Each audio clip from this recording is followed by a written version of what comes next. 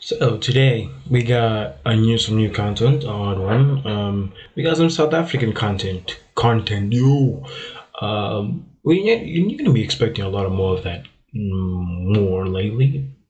And I'm gonna see what works, what doesn't. So we got the South African Rugby. I can't read. Like, what's wrong with me? Let's just get into it. It's a well-known fact that African teams tend to suffer quite a lot in main global sports events like the World Cup and so forth. It is actually quite imaginable to see an African team going toe-to-toe with European giants. Bafana Bafana was only impressive in the early post-apartheid era when they won the Africa Cup of Nations, but now it'll be very miraculous to see them. Yeah, man, South Africans, we don't go. Well, we do World Cups, but not that much. Wait, did soccer win a World Cup? I forgot. I need to check that. Make it past the group stages of the Africa Cup of Nations. But the Springboks are what I call an anomaly. Anomaly, sorry. The Springboks are the very same reason why I fell madly in love with rugby way back when I was still a kid, because I watched them during the 2011 Rugby World Cup when I was only 12 years old at the time. Oh man, me too. Wait, how old I was I in 2011? Wait, in 2010 I was in grade 2. I was in grade 3. I was also playing rugby, dog. It was crazy, dude. Yeah, man, I was playing rugby. Rugby World Cup 2011, that game made me fall madly in love. I admit I loved playing with New Zealand because I loved seeing the haka before every match, but man oh man, I can't even explain the joy that the rugby PC game actually gave me. The reason why my love for rugby was only during the Rugby World Cup or Rugby World Cup events is because rugby tends the hype to have one floor. The hype? Is it the hype? The domestic level of rugby, when I actually compare it with, let's say, maybe football, or should I say soccer, or even when I compare it to the NBA, or when I even compare it to Formula 1, because Formula 1 they honestly suck, if I may put it that way. Wow, you went straight to the point, bro. Yeah, on a global scale, yeah, we're not that very great. Like this World Cup that happened recently, it wasn't the best. I know some of you will get pissed, but that's just fact. Domestic or club rugby needs serious work, and they need to revamp it to bring some prestige into it. For example, in football, the World Cup is the most prestigious competition, but in club level as well, you have the UEFA Champions League having global prestige. Versace case. Cheers. Even national club level leagues like the English Premier League are watched and debated by masses worldwide. This is the kind of prestige. During my research on rugby, one thing really stood out for me. It turns out that I wish rugby built at a domestic level. But anyway, merit because in your hands most of the time. But dude, why? Dude, your editing is just skipping. I'm not catching the point here. Like, let me see. During my research on rugby, one thing really stood out for me. Yeah? It turns out that I wish rugby built at a domestic level. But yeah, at a domestic level, then you start skipping. Anyway, merit because in your dude, you start skipping, then you say anyway. What do you say? Hands most of the time. But here I see rugby was part of a sport called football in its early days. Primitive forms of football included harpastum, which was played by the Romans, where two opposing teams competed to throw a large ball into an opposition net and fight for possession of the ball. Soccer? Opposition net. Soccer. Medieval Irishmen played a sport called CAD or CAD, which involved ancient Greek. I don't know how to say that word. Was the ball game played as far as back as 4th century BC? Dang. It involved two teams trying to get the ball across the opposing team's goal line. Players used their hands and feet to move the ball. Okay. Chinese. Don't want to butcher that name, which dates back to the 2nd and 3rd century BC in China, is considered one of the earliest forms of football. It involved kicking a ball made of leather through a opening. Is that netball? It sounds like netball, but with your feet. An inflated bladder and using arched trees as goals. The Welsh played a sport called inter-parish game using a wooden ball called a napan. The French played shoal and the Georgians played lelo. Hockey. Football as a game was well established by 1803 at rugby schools, and by the 1830s, running in with the ball in hand was allowed but subject to hacking and collaring. It was quite a fascinating revelation to realize that the primitive form of rugby and American football was literally called football. It truly goes to show you that as a soccer fan, I was truly ignorant and didn't even take the time to do research and try to find answers regarding these matters. If you are someone who pays attention to the way rugby players develop here in South Africa, then there is one thing you should have noticed. Rugby prestige derives mostly from the prestigious upper class level schools. True, bro. There are schools dedicated to making rugby players, bro. Why do I sound calling now? But that's true. Like most rugby players, the national team comes from high schools or places that are recognized by the rugby industry. Like, so your chances of getting in there are pretty slim. Bro. I'm sorry if you're like a 12-year-old watching this video, dreaming to be like Sia Khaleesi, playing the World Cup. You can one day work hard. I don't know. Don't take it from me, kid. Okay? But just know your chances of going in are very slim. Very slim. So I don't know. Ask people, talk to people, research. Don't take my opinion from me. I'm not the industry here, so I don't know. But I do know it's very slim. So one fact has always remained about rugby, much like American football in the United, that tend to be development of most rugby players. They either come from upper middle class to higher class families, or they have sponsors or a backer who comes from such societies, and hence they would afford to be sent to these prestigious rugby schools. Oh yeah, and there's recruiters. So there are some people who go to certain matches, schools, and search for these type of people, and just they nurture, they breathe these kind of people. Like they put so much work and emphasis on certain people. The fact in all this is not that rugby as a sport requires resources. No, not at all actually. Rugby doesn't need those kind of resources. No. But what truly acts as a deterrent for many kids is because there is no ambition from kids and schools that lie below the upper middle class in South Africa. There are very few school rugby competitions to a point that the sport starts to feel like a rich man's sport. Yeah, I remember when I played my first match. It took like the whole year for us to get that one match with another school. It took us a whole year. So you need to be in certain locations to have competitions, sponsorships and certain, it was rough. What we like to call a white man's sport or a closed competition. Not representing skin color, of course, but just representing an extremely well-off society. To me, rugby feels like a closed competition sport, a sport where as a kid from a below average income family, you would never even think about playing the sport at a professional level. There are a few who end up thinking in that line, but it really takes some miracles and some circumstances in life for a kid from those kind of families to end up pursuing rugby as a professional thing. This matter would be easily solved if school rugby competitions became more accessible to schools under the middle class, but this also can put the sport at a huge risk, because why change something that already works? Personally, I believe since this system is already working, then just leave the system as it is, because changing it might actually lead to the national team's performance being affected and actually crashing the way Bafana is crushed. As I said before, since its early days, from inception, rugby has always been an upper class sport found in prestigious schools. So you're basically saying, just like soccer, Bafana. So if everyone plays soccer, then it's not really that valuable? Because back in the day, there were not that many teams in soccer, so I guess they were very valuable, so they got paid a lot, I guess. So if a lot of people can play rugby, then that'll be an issue. Okay.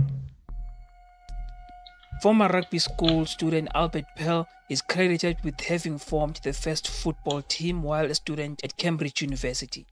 Major private schools each used different rules during the early period, with former pupils from Rugby and Eton attempting to carry their preferred rules through to their universities. A significant event in the early development of rugby football was the production of written set rules at rugby school in 1845, followed by the Cambridge rules that were Sure. drawn up in 1848. Formed in So 3 years that they didn't have official rules. Dang. 1863, the national governing body, or the Football Association, the FA, began codifying a set of universal football rules. These new rules specifically banned players from running with the ball in hand and also disallowed hacking or kicking players in the shins, both of which were legal and common tactics under the rugby school's rules of the sport. Okay.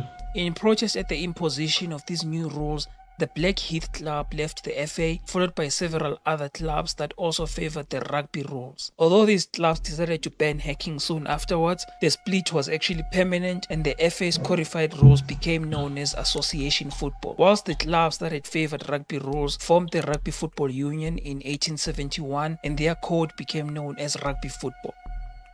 The first Rugby Football International was played in 27 March 1871 between 1871, bro. That took so long to make it an official sport. Joe. Scotland and England in Edinburgh. Scotland won the game by 1 goal and 1 try to 1 goal.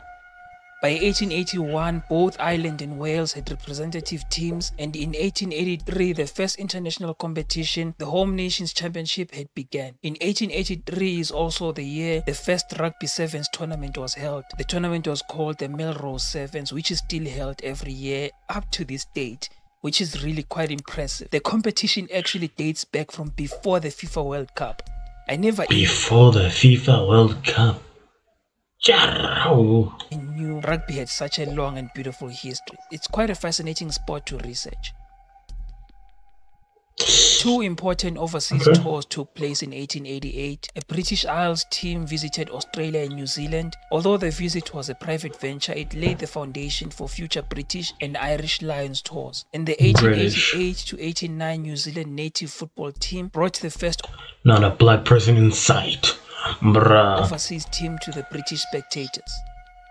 The first 2 notable tours both took place in 1888, the British Isles team touring New Zealand and Australia, followed by the New Zealand team touring Europe. Traditionally, the most prestigious tours were the Southern Hemisphere countries of Australia, New Zealand and South Africa. Man, Australians really love rugby. That's what I've noticed. Australians really love rugby. Sure. South Africa making a tour of the Northern Hemisphere, and the return tours made by joint British and Irish teams. Tours would last for months due to long traveling times and the number of games that were actually undertaken. To give you some perspective of just how massive the number of games they actually played, the 1888 New Zealand team began their tour in Hawke's Bay in June and did not complete their schedule until August 1889, a year later, after playing 107 rugby matches. That's right, literally 107 rugby matches. Between 1905 and 1908, all 3 major Southern Hemisphere rugby countries sent their first touring teams to the Northern Hemisphere. New Zealand in 1905, followed by South Africa in 1906 and Australia in 1908. All 3 teams brought new styles of play, fitness levels and tactics, and they were far more successful than critics had expected. The New Zealand 1905 touring team performed their haka before each match. I absolutely love the New Zealand haka. Who doesn't love it, man? Who doesn't? Even though they're not our favorite team, but hey. From a young age, honestly. It looked absolutely beautiful when you're actually a supporter of New Zealand, but very terrifying when you're going against them. Yeah. For those of you who don't know what the haka is, let me try to quickly look into that. So the haka known as Ke Mate is a Maori haka composed by Te Rauparaha, war leader of the Ngati Toa tribe of the North Island of New Zealand. From what I could gather with my little knowledge, this is somewhat of an ancient war cry. Te Rauparaha composed Ke Mate in 1820 as a celebration of life over death after his lucky escape from pursuing Ngati Maniopoto and Waikato enemies. What are these words I'm hearing, bro? What are these words? Speak English. Kamate is the most widely known haka in New Zealand and internationally because a choreographed and synchronized version of the chant has traditionally been performed by the All Blacks as well as the Kiwis immediately before all test matches, until 2013 of course, when a specific haka known as Te Iwi Kiwi was used instead.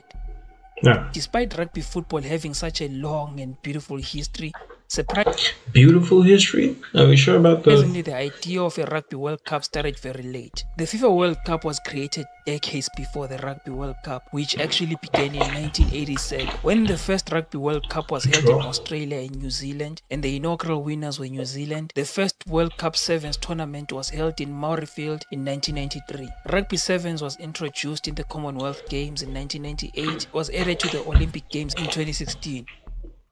The Tri-Nations, an annual international tournament involving Australia, New Zealand and South Africa, kicked off in 1996. In 2012, the competition was extended to include Argentina. Basically, the higher-ups in rugby football love this system of prestige and honor, where the sport actually feels like a rich man's sport or a closed competition. Maybe it's just a preference, but this is exactly why you see the same thing happening in high schools, as if it's nearly impossible to find a school with majority students below middle-class families actually participating in major well-known school rugby competitions.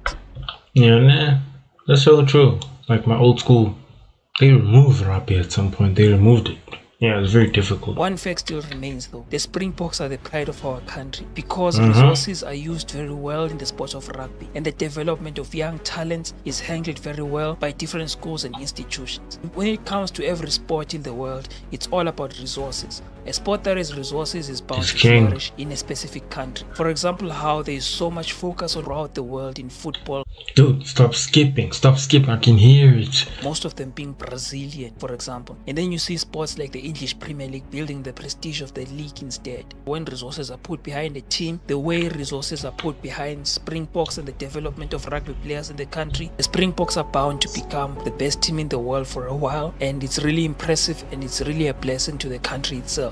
So this video was not to say we are bashing rugby. I'm still mad at Ramaphosa for not giving us a Monday as a public holiday that time. Or rugby has racism or rugby is unfair. No, I believe that rugby is actually very inclusive these days. You see a lot of black and colored players these days, a lot of them. So you can see it is inclusive. But it's not about racism, it's about who you bring to the team, bro.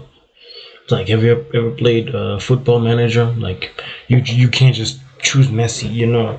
You have to be very precise who you choose in that match. You know, every match matters. Or I'm trying to think here. Like certain games like Hearthstone, other games where you need to use different types of people for different types of situations. Like Pokemon. You can't just have Pikachu for no reason, because you have Pikachu and a water type. Now that's a big problem, you know. So you need to have like certain combos. You need to know who you're bringing onto the team. You know what I'm saying? So we can't just be diverse for the sake of being diverse, you know. The beautiful part about it is they managed to maintain the prestige behind the sport.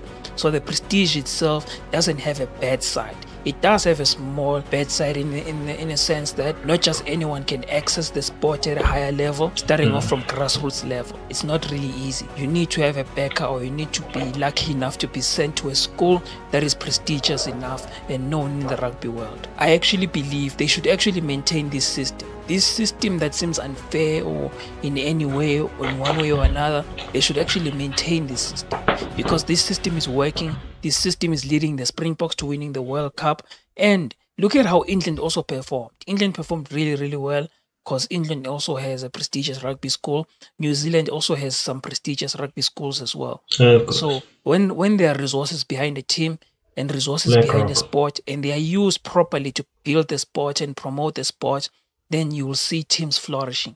Springboks, New Zealand. You can see Bafana is struggling because we don't know where the resources are going. We don't know how they're... True, bro. You never know where they're going, bro. That's why they keep constantly having issues. They're not attending matches. Some players are not there. Some coaches are not there, bro. Just be like, well, they haven't got training. You're just going crazy. Money is being spent, and you don't see the direction in which the development of players is going. It's all about money. Money. When it comes to the players themselves. You know? Oh. Wow, that was a nice video. I can't lie. Is you gonna say anything? Next video. Does he have a Patreon? Oh no, he's just saying videos next to watch. Wow. You're my first time watching that guy. I think I should watch more of him. I should tell him I'm gonna watch more of him so he doesn't feel offended. Some South African YouTubers don't know, the YouTube culture, so I need to talk to them. So wow, yeah, nah. Yeah, nah. I remember my coach back in grade three. He really wanted me to stay in rugby. Both of my coaches, they really wanted me to stay. I don't know what they saw. Maybe because of the way it was built. You know, I really wanted to stay, but that last match, bro, it just broke me. I was like, I don't know. Is it here? No, it's not here. It's here. Yeah, bro, it really broke my shoulder. I couldn't handle the pain. It wasn't broken, but I was like, nah, I can't take this. I'm in grade three. I'm still young. I can't go through this. And we were sort of in a white neighborhood. Our school is mostly black, but we were in a white neighborhood before the whites moved out. Most, not all, most, okay? Before they all moved out. So by that time, when I was in grade three, grade 2011, I would have had a chance to do well in rugby, but, nah, man, I just couldn't take the pain anymore. And it's kind of understandable that not everyone can get in that industry, because we have to select the best. Those who are there in the team are the best, the best. See Kolisi, the other guys, I forgot their name because I'm not used to memorizing names, sorry. So, yeah, that's how it is. That's why soccer in South Africa is very horrible because we just take in anybody who can dribble, who can, but they all suck. Not gonna lie to you. Other teams besides Bafana Bafana, I'm not saying any names. They really suck. Like their finances are so whack. Like it's just horrible. Everything is just.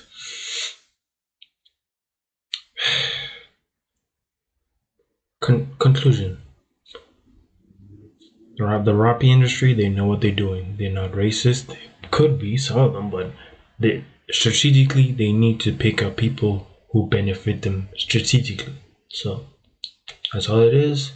It's a tough industry. If you as a kid, as an adult, someone, a teenager, if you got the talent, just I don't know, work hard. I'm not a professional, so don't take my advice to heart, okay? Work hard, branch out, talk to people, talk to your coach. Maybe he knows people in the industry. When you go to different schools, talk to the kids there, who are, destined to go to the Rugby World Cup or Rugby local cup, whatever. Talk to them, get to know how the industry works and stuff. I don't know what else. Maybe they'll tell you other stuff I don't know. Good luck to you. Don't take my words to heart. You can make it. I don't know. So, peace. Good luck out there.